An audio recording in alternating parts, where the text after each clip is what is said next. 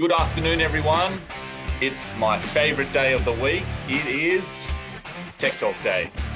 Gentlemen, good to see your faces. Mikey Mike, what are we talking about today? Today we're talking about focus.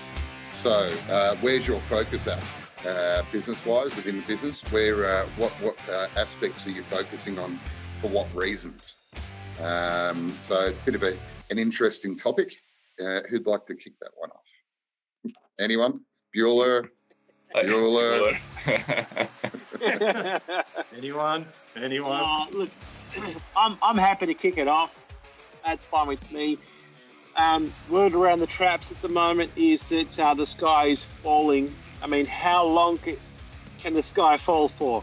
No, not really. We get called with people saying all the time, of course, knowing that we speak to people nationwide and globally, how's the market, how's it looking?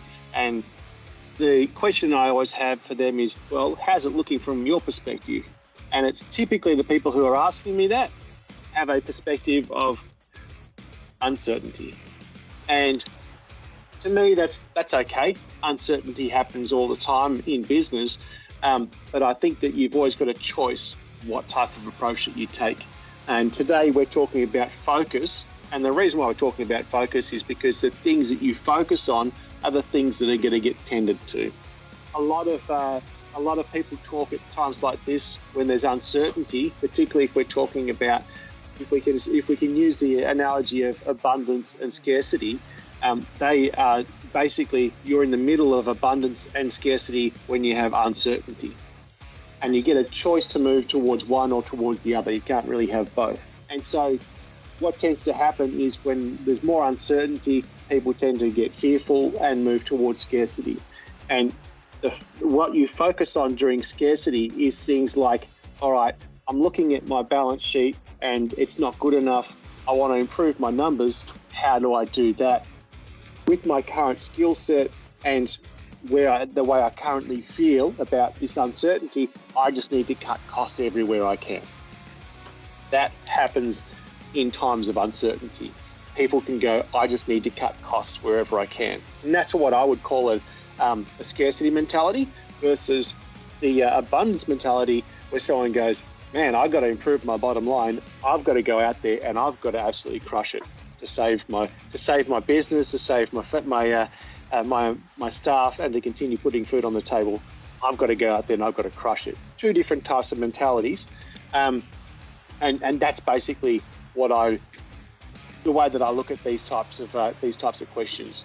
So, how is it looking out there? Okay, it's a red flag for me. Someone's already feeling uncomfortable with where they're at. What's everybody else saying? Okay, you want to know if everyone else is in the same boat as you to confirm with you whether this is a moment to actually be scared. So that again in itself was already taking on a mindset of scarcity, because I just want to confirm that everyone's in this same spot and that we're all going to die. The fact of the matter is, it's good to have an idea of what's happening around you, but it doesn't have to mean that that's the way you're going. And I always say to people, my perspective is, hey, you know what? There's all these books in the bookstore, and they don't have titles like "How I Managed to Scrape Through," "How I Saved my way through to retirement at 85." They just don't sell those titles.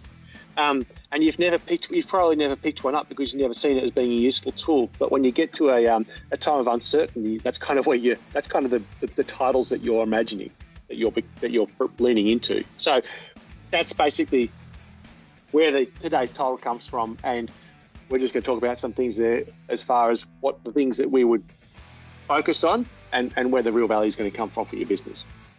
Just to buy into what you're saying there a little bit, Josh, that when I do go and see customers on site and or at their headquarters and things like that, you always find that's the leading part of the conversation. How's things? Who have you been to see? Where have you been? How are they going? And it always seems to be the starting point of the catch up. Knowing what everybody else is, if they're in the same boat, doesn't really change the situation. It's just like, all right, we're all in the same boat now. We just sit here. Yeah. But, it's about the mentality. If you are, let's say, a little bit quieter, and I was like, oh, how do I cut something? Or I'm looking at my suppliers first of all and things like that. Instead of focusing, how did I get myself in this position? Did I do the right things to begin with when maybe there was an overflow of work? Did I concentrate? Did I position my business to be targeting the right customers, the right type of industry, whether it be domestic, or if I'm doing small jobs or retail, whatever it might be? Did I position myself? And if I didn't, the focus would be shifting towards that. That'll be more use of your time than looking at saving a couple of bucks on a diamond segment. Because guess what, saving a couple of bucks on a diamond segment, you're still in that position. You got your business isn't moving forward. Oh, but that sounds good to me. That goes back to how I can save my way out of this. Josh and Milan, you guys might bring up some interesting points and some of the things that come to mind is, Josh, you talked about balance sheet and people, in uncertain times looking at their balance sheet and wondering how they can make it look better. Well, a lot of people actually don't even know their balance sheet, so that just adds another level of uncertainty to the mix. And we've always found that when you are in uncertain times, some of the things you can do for you that are positive is stay with things that are certain rather than introducing more uncertainty into the mix if you're already feeling uncertain about things and fearful. So, of course, Milan, you're talking about cutting costs, and obviously one of the immediate ways or the obvious ways people look at for cutting costs is to substitute product or use an alternative that's cheaper, which is introducing an unknown or introducing more uncertainty into the mix. We know from years and years of testing products that it's very hard to take a substitute that is of a cheaper source cost base and get an immediate good result. There's often a cost associated with learning that product. There may be a cost because it doesn't produce the same sort of performance. So when you go with that tack of uncertainty from a cost reduction, there's going to be a flow-on benefit somehow in productivity. We know from years and years of this industry that to achieve let's say a 20% reduction in cost, most likely you'll end up with at least a 10% increase in your labour cost.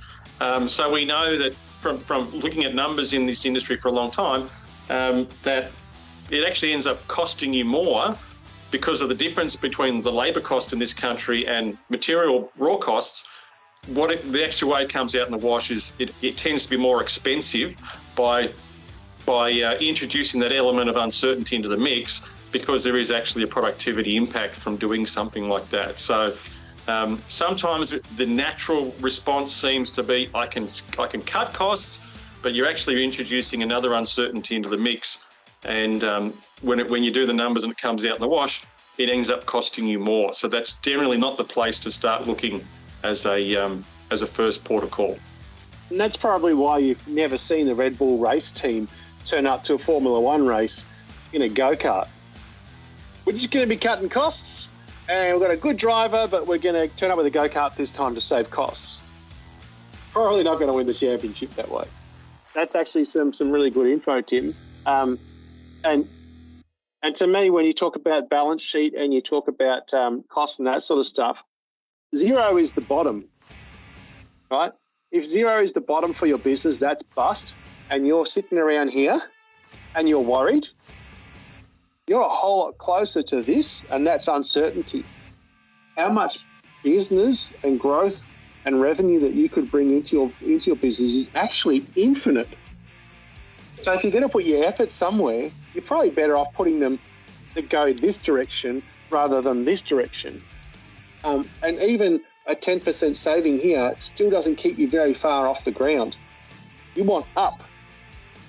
So again, what are we focusing on? What direction do we want to go into? When we're just looking for cost cutting everywhere, we're only going down, down, down. We're not going up, or we're only going up marginally. So when it comes to what are we focusing on, man, you're better off investing your time and your energy, your focus and your mindset on the infinite that's available to you. That's just my, you know where I'm coming from. I have an abundance mentality. So if we're talking about being proactive and reactive, so not being reactive for the wrong reasons, being proactive for the right reasons, and looking to grow this upward trend, what's some ideas that, you talk about putting your time and effort? Well, you've got spare time and effort, because that's the whole point. So where are we going to put some of this time and effort, do you think, Guy? Reactive is such a negative word, but reactive in this particular situation could actually be reacting into the space of abundance. Well, I consider that to be proactive. Well, that's if you were not already proactive, like Milan mentioned before, if you were not already proactive on this trajectory, at this point now to change something, that is actually reactive response. You are reacting regardless. Not being reactive for the wrong reasons, being reactive for the right reasons. So being reactive for the right reasons, being proactive. So what's some of the things we could do, do you think? I mean, I do hear quite a few people, maybe in the smaller outer, in the country type areas and things like that. I don't even advertise. I don't even use social media. It's all word of mouth for me. So do you think maybe that they could start delving into some of this sort of some of these areas? Okay, so this fear of this uncertainty comes from unknown, right?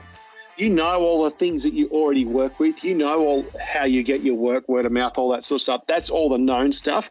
The uncertainty comes from the skills that you don't have. They could actually project you forward. So if you talk about, I can go out today and I can cut all of my supplier costs, and I can actually end up costing myself, an extra $1,500 a week, right, in an attempt to save money. Or you can go, I can spend $1,500 and I can actually learn how to go and do a course and learn how to negotiate. Now we're working on how to really screw our suppliers properly. You could spend $1,500 and get some really great skills in putting a marketing plan together to bring in more work. You could spend $1,500 to do a workshop on sales. Okay, these are the fear that you're feeling is from the weaknesses that you have, the skills that you don't have to get into the upward trajectory, and that's where you would focus your time. That's where you would focus your funds in the places that you're not strong, so that you can actually go in the right direction that you've got to survive. I guess some of the this is not a shameless plug by any means, but just where I've sort of seen this. But when we do the seminars and we have the business works aspect of it, and it's funny, always the comments people coming away from the business works is, oh wow, I got a lot more out of that than I thought I might, and a lot of it is around this sort of stuff.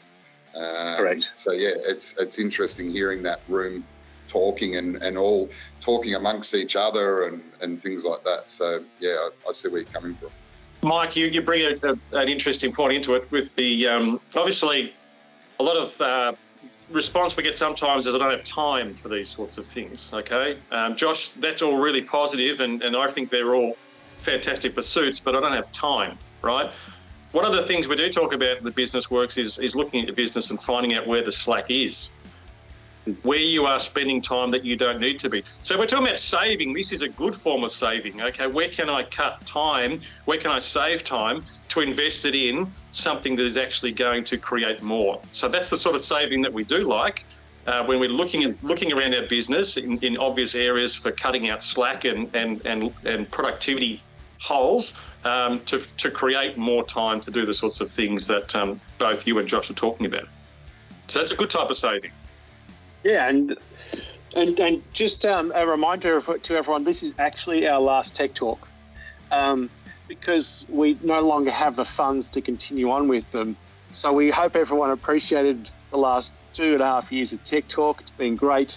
We're now officially out of funds to do them, but hope that you take all of our advice as gospel and go out and be successful.